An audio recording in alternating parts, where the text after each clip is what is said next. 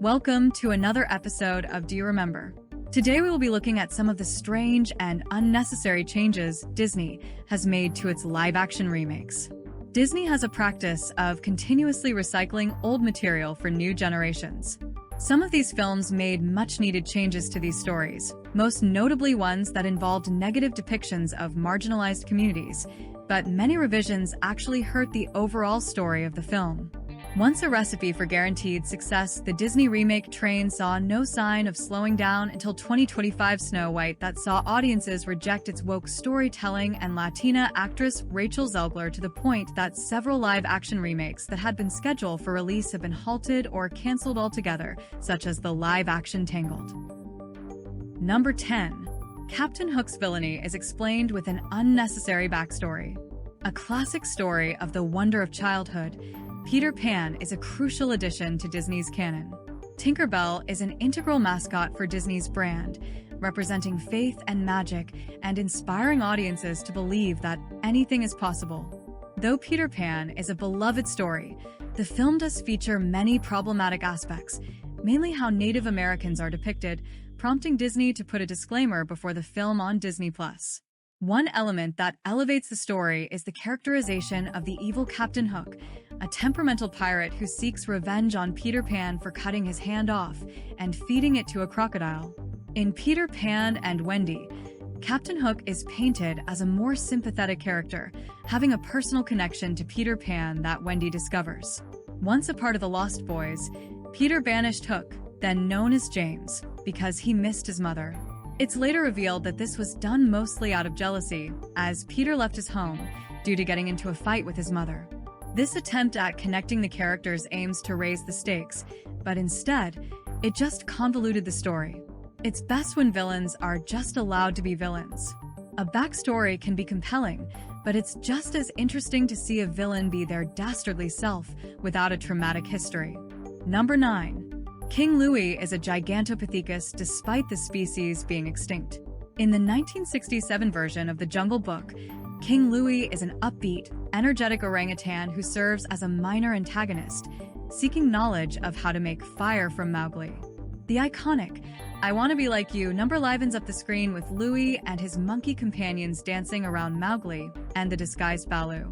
In the 2016 remake, Louie, voiced by Academy Award winner Christopher Walken, has a completely different appearance, towering over Mowgli as a larger-than-life creature.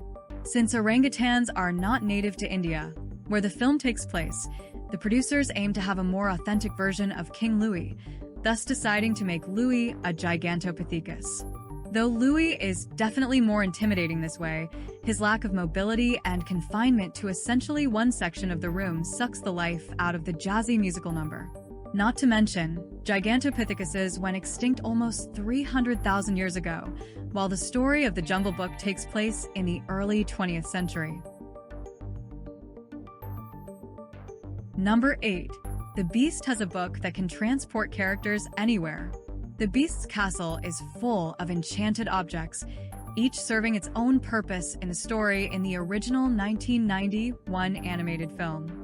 Both the temporal rose and the magical handheld mirror are especially important to the story, the rose being a consistent reminder of the time constraint to lift the curse, and the mirror allowing the Beast to view the outside world. The 2017 live-action remake introduced one more magical addition that basically has the same purpose as the magic mirror. Attempting to further bond with Belle, the Beast shows her a magical book that allows the reader to travel to any destination. Belle uses it to seek out her old home in Paris. Belle learns the truth about her mother's death, dying from the plague, causing her father to move, aiming to start a new life. This revelation doesn't really add anything to the plot except a reason for the Beast to feel bad about how he treated Belle's father. The film would have been just fine relying on the magic of the mirror, as the book just complicates the main narrative and adds to an already unnecessarily long runtime. Number 7. The Genie falls in love with Jasmine's handmaiden.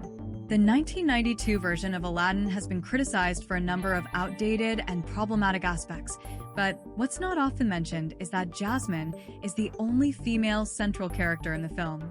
Though this choice works to showcase how isolated Jasmine must feel as a woman in a male-dominated world, It's still unfortunate that Jasmine is the only positive female representation in the film. For the 2019 remake, Disney took note of this and added the character Dahlia, Jasmine's handmaiden and confidant, played by former SNL cast member Nasim Pedrad.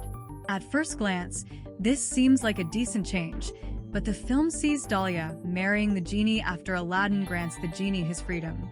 There was no need for a romantic relationship to develop between the two, especially since Aladdin and Jasmine's love story already carries so much of the film. Number 6. The CGI dwarfs are distracting. Snow White, 2025. Since its announcement, Disney's live-action Snow White remake has been the subject of intense controversy.